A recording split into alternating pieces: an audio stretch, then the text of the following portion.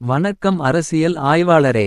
விஜய் அரசை ஆதரித்த 25 அதிமுக எம்எல்ஏக்களின் பதவி தற்போது பறிக்கப்படுமா அல்லது தப்பிக்குமா. கட்சி தாவல் தடை சட்டத்தின்படி கட்சியின் அதிகாரப்பூர்வ கொறடா உத்தரவை மீறி வாக்களித்தால் பதவி பறிக்கப்பட அதிக வாய்ப்பு உள்ளது. அதிமுகவிற்கு 47 எம்எல்ஏக்கள் உள்ளனர். இவர்கள் தரப்பிற்கு 32 பேர்களின் ஆதரவு இருந்தால் நாங்கள் மூன்றில் 2 பாகம் உள்ளோம். கட்சித்தாவல் தடை சட்டம் எங்களை பாதிக்காது என்று வாதிடலாம். ஆனால் அவர்கள் தரப்பிற்கு 32 எம்எல்ஏக்கள் ஆதரவு தர வேண்டும்.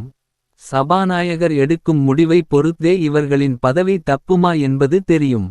சபாநாயகர் உடனடியாக நடவடிக்கை எடுத்தால் 32 பேர் ஆதரவு இல்லை என்றால் இவர்களின் பதவி பறிக்கப்படலாம். அல்லது நீதிமன்றம் சென்றால் இந்த விவகாரம் சில மாதங்கள் இழுத்தடிக்கப்படலாம். எங்களுக்கு கொறடா உத்தரவே வரவில்லை. நாங்கள்தான் பெரும்பான்மை. நாங்கள் ஒரு கொறடாவை நியமனம் செய்து அவரின் உத்தரவுப்படி தாவேகாவை ஆதரித்தோம் என்று எஸ்பி வேலுமணி தரப்பு கூறுவது சட்டப்படி செல்லுமா. எடப்பாடி பழனிசாமி நியமித்த கொறடாவே தற்போதைக்கு அதிகாரப்பூர்வமானவர். எனவே உத்தரவு வரவில்லை என்ற வேலுமணி தரப்பின் வாதிடும் பட்சத்தில் எடப்பாடி தரப்பினர் அறிவிப்பு அனுப்பப்பட்டது என்பதை நிரூபிக்க வேண்டும். அறிவிப்பு அனுப்பப்பட்டதா இல்லையா என்பதை, கிடைத்ததா கிடைக்கவில்லையா என்பதை சபாநாயகர் பரிசீலிப்பார். அதற்கு அவர் அதிக காலம் எடுத்து கொண்டு முடிவு எடுக்காமல் காலம் கூட கடத்தலாம். ஆனால் எடப்பாடி தரப்பினர் நீதிமன்றம் செல்லலாம். ஏற்கனவே உள்ள நீதிமன்ற தீர்ப்புகளின் படி சபாநாயகர் 3 மாதத்துக்குள் முடிவெடுக்க வேண்டும் என்று உள்ளது. எப்படி இருந்தாலும் அதிக காலத்திற்கு சபாநாயகர் காலம் கடத்த முடியாது. எப்படி இருப்பினும் 32 பேரின் ஆதரவு இருந்தால் வேலுமணி தரப்பினர் பதவி பறிபோவதில் இருந்து தப்பிக்க வாய்ப்பு ஏற்படலாம். ஆனால் 32 பேர் வேலுமணி தரப்பை ஆதரிக்க வாய்ப்புள்ளதா என்று தெரியவில்லை. இந்த 25 எம்எல்ஏக்களும் 15 நாட்களுக்குள் எடப்பாடி பழனிசாமியிடம் சரணடைந்தால் அவர் தனது பதவி பறிப்பு கடித்ததை திரும்பப் பெற சட்டத்தில் இடம் உள்ளதா. அதற்கான சாத்தியம் என்ன.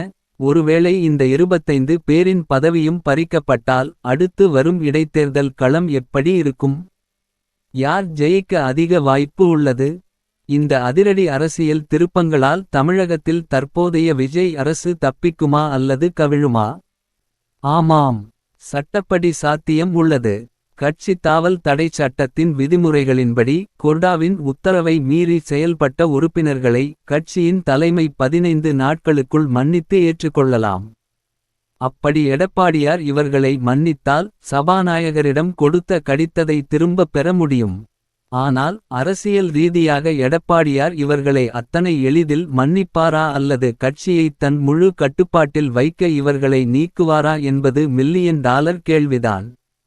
அதேபோல் வேலுமணி தரப்பினரும் மன்னிப்பு கேட்டு எடப்பாடியாரிடம் செல்வார்களா என்பது மிகப்பெரிய கேள்விதான். ஒருவேளை இந்த 25 பேரின் பதவியும் பறிக்கப்பட்டால் அடுத்து வரும் இடைத்தேர்தல் களம் எப்படி இருக்கும். யார் ஜெயிக்க அதிக வாய்ப்பு உள்ளது. இந்த அதிரடி அரசியல் திருப்பங்களால் தமிழகத்தில் தற்போதைய விஜய் அரசு தப்பிக்குமா அல்லது கவிழுமா. 25 தொகுதிகளுக்கு இடைத்தேர்தல் வந்தால் அது ஒரு மினி பொதுத்தேர்தல் போல மாறும். சபாநாயகர், தேர்தல் ஆணையம், நீதிமன்றம் என்று பல கட்டங்களை தாண்டியும் கடைசியில் வேலுமணி தரப்பினரின் பதவி பறிக்கப்படுமானால் என்ன ஆகும் என்பது ஒரு சுவாரஸ்யமான கேள்விதான். விஜய் கட்சியினர் வேலுமணி அணியினரின் பெரிய போராட்டத்திற்கு பிறகும் பதவி பறிக்கப்படுவதையும் அப்படி ஒரு இடைத்தேர்தல் வருவதையும் நல்லது என்று எதிர்பார்க்கவே வாய்ப்பு உள்ளது. இதில் 2 வித அனுகூலங்கள் விஜய் கட்சிக்கு உள்ளது. முதல் அனுகூலம் 25 எம்எல்ஏக்களின் பதவி பறிக்கப்படும். ஆனால் சட்டமன்றத்தில் மொத்த எம்எல்ஏக்களின் எண்ணிக்கை குறையும். அது விஜய் கட்சி ஏற்கனவே பெற்றுள்ள 108 இடங்கள் இருந்தாலே அறுதி பெரும்பான்மைக்கு மேல் என்ற நிலைக்கு கொண்டு செல்லும். அது விஜய் கட்சிக்கு உடனடி பலன். மேலும் இடைத்தேர்தலில் விஜய் கட்சி 25 இல் ஒரு 15 இடங்களை பிடித்தால் கூட அவருடைய கட்சி இறுதி பெரும்பான்மை பெறுவதற்கு வாய்ப்பாகும். வேலுமணி அணியினருக்கும் சில இடங்களில் நிற்க வாய்ப்பு அளித்து அவர்களின் ஆதரவையும் தக்க வைத்துக் கொள்ளும் போது விஜய் கட்சியின் வெற்றி மிக எளிதாகும். ஆதலால் 25 எம்எல்ஏக்களின் பதவி பறிக்கப்பட்டு இடைத்தேர்தல் வந்தால் யாருக்கு நன்மையோ தீமையோ. ஆனால் விஜய் கட்சிக்கு அது பெரும் நன்மைதான் ஏற்படுத்தும் என்பது எதிர்பார்க்கத்தக்கதாகும்.